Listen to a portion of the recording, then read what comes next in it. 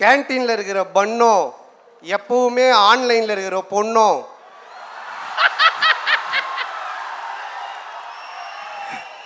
எப்போ எவன் ஹட்டு கேஃபேக்கு தூக்கின்னு போவானே தெரியாது.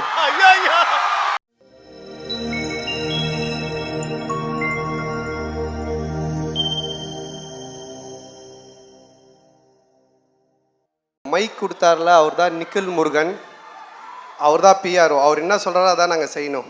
இங்கே வந்து கை காட்டுங்கன்னா நாங்கள் கை காட்டணும், மைக் கொடுத்தா பேசணும்.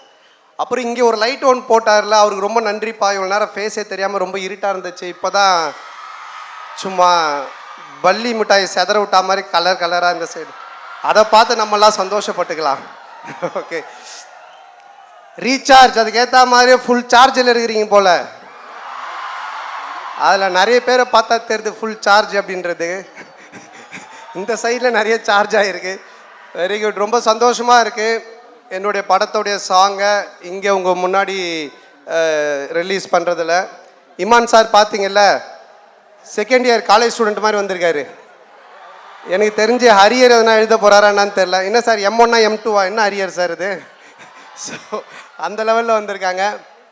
அவர் தான் எப்படி மலையை ஹனுமன் தூக்கி பிடிக்கிற மாதிரி இந்த படத்தை இமான் தான் அப்படி தூக்கி பிடிச்சிருக்காரு.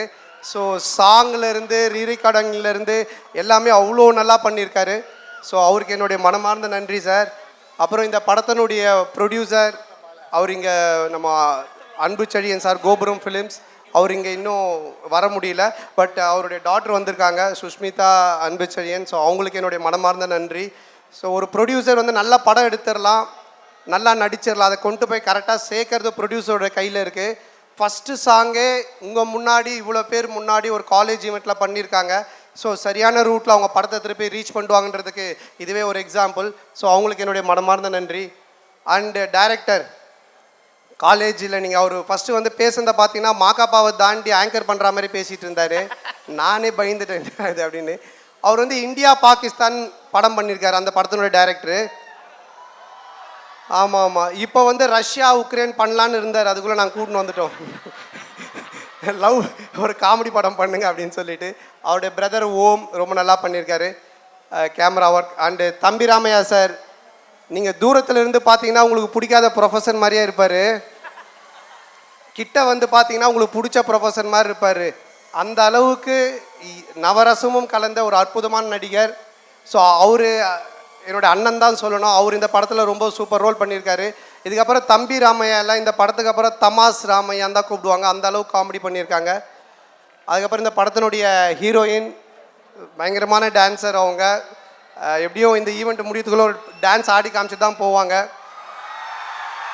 அதனால் உங்களுக்கு ஒரு ட்ரீட் இருக்குது, கவலைப்பட வேண்டாம். அப்புறம் லிரிக்கிஸ்ட் இந்த படத்தில் எழுதியிருக்காங்க. அப்புறம் இந்த ஈவெண்ட்டை பண்ணிகிட்ருக்கிற மாக்காப்பா, என்ன மாக்காப்பா மேக்கப்பா. ஸோ மாக்காப்பா பார்த்தீங்கன்னா விஜய் டிவியோட ஒரு மிஷ்கின், கண்ணாடி இல்லாமல் இருக்க மாட்டான் தம்பி, இப்போ தான் கண்ணாடி காட்டிட்டு இருக்கான்னு நினைக்கிறேன். ஸோ உங்கள் எல்லோரும் முன்னாடியும் இந்த சாங்கை ரிலீஸ் பண்ணுறதுல எனக்கு ரொம்ப சந்தோஷமாக இருக்குது. எல்லாருக்கும் ரொம்ப நன்றி. இந்த ஒரு அற்புதமான வாய்ப்பை ஏற்படுத்தி கொடுத்த காலேஜ் ப்ரொஃபஸர் ஈவெண்ட்ஸ் எல்லாருக்குமே என்னுடைய நன்றி. தேங்க்யூ.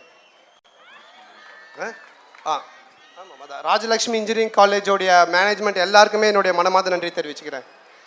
ஓகே, இப்போ வந்து நம்ம ஒரு ஜாலியாக ஒரு விஷயம் ஒன்று பண்ண போகிறோம். இவ்வளோ நேரம் நான் பேசுனது ஜாலியாக இல்லையா? ஒன்றும் ஜாலியாக ஒரு விஷயம் ஒன்று பண்ண போகிறோம். என்ன அப்படின்னா, நீங்கள் பேசுகிற டைலாகு இப்போ நம்ம வந்து ஒரு 5 டைலாக் ப்ளே பண்ண போகிறோம். அதை வந்து பார்த்தீங்கன்னா நம்ம REC காலேஜ், நம்ம பசங்க பொண்ணுங்க இந்த இப்போ இருக்கிற சிச்சுவேஷனுக்கு அதை நீங்கள் மாற்றி பேச போகிறீங்க. ஓ சரி, ஓகேப்பா. ஓகேவா? முதல் டைலாக் ஒன்று ப்ளே பண்ணுங்க சார், பார்த்துட்டோம். தேங்காய் வேணும்னா தென்னைமரம் ஏறி தான் ஆகணும் குமார். தேங்காய் வேணுமா வேணாமா? தேங்காய் வேணும்னா தென்னைமரம் ஏறி தான் ஆகணும் குமார். இன்டர்னல் மார்க் வேணும்னா யூனிட் எக்ஸாம் எழுதிதான் ஆகணும் குமார், வேற ஒன்றும். இன்டர்னல் மார்க் வேணும்னா யூனிட் எக்ஸாம்னு ஒன்று இருக்குது, அது எழுதிதான் ஆகணுமா? ஒரு ப்ரொஃபஸர்கிட்ட தான் கேட்டேன். அது மாதிரி ஒரு எக்ஸாம் இருக்கிறதே இன்னைக்கு தான் தெரியுது எனக்கு. ஓகே, அடுத்த டைலாக் போடுங்கப்பா. முறை பொண்ணும் மொட்டை மாடியில் காய வச்ச வத்தலும் ஒன்று, எப்போ எவன் தூக்கிட்டு போவானே தெரியாது.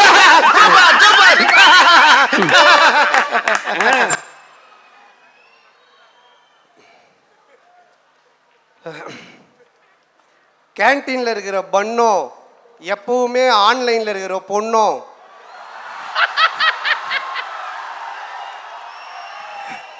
எப்போ எவன் ஹட்டு கேஃபேக்கு தூக்கின்னு போவானே தெரியாது. ஐயோ ஐயோ ஏய் உங்க அட்டி கேஃபே இவ்வளோ ஃபேமஸா இருக்குது. ஓகேவா போடுங்கம்மா, மூணாவது டைலாக் போடுமா. நாகூர் பிரியாணி உளுந்தூர் பேட்டையில் நாய்க்கு தான் கிடைக்குன்னு எழுதியிருந்தா அதை யாராலையும் மாற்ற முடியாது. அந்த மாதிரி அந்த பொண்ணு உனக்குன்னு எழுதியிருந்தா யாராலையும் தடுக்க முடியாது. நாகூர் பிரியாணி.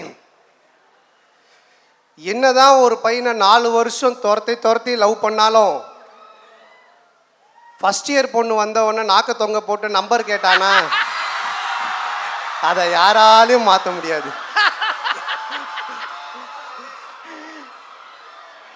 ஓகே, நாலாவது. நண்பன்ல ஏதுமா நல்ல நண்பன் கெட்ட நண்பன்? நண்பன்னாலே நல்லவன் தான்.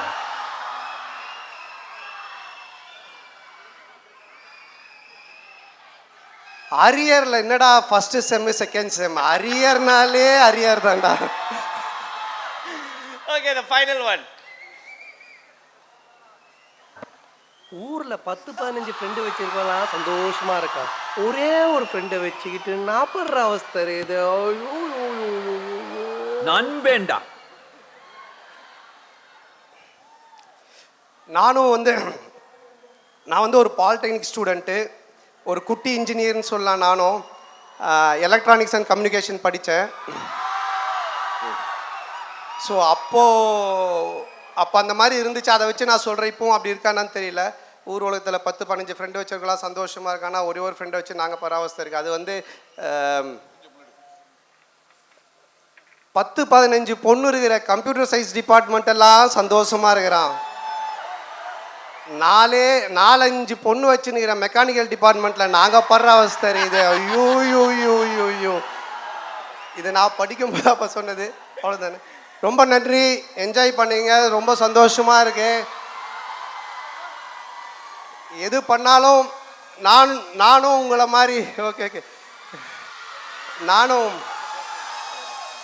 உங்களை மாதிரி பாலிடெக்னிக் படிக்கும்போது இன்டர் காலேஜ் காம்படிஷனுக்கெல்லாம் போயிருக்கேன்.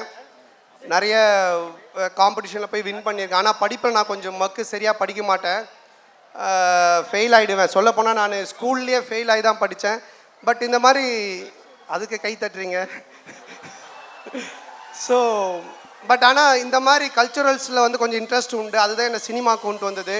அந்த மாதிரி இந்த ஸ்டேஜை நீங்கள் கரெக்டாக யூஸ் பண்ணிங்கன்னா உங்கள்லேயே நிறைய விஜய் சார், அடுத்த தளபதி, திரிஷா, நயன்தாரா அந்த மாதிரி வரலாம். ஸோ உங்கள் எல்லோரும் சந்திச்சதில் அகைன் எனக்கு ரொம்ப சந்தோஷம்.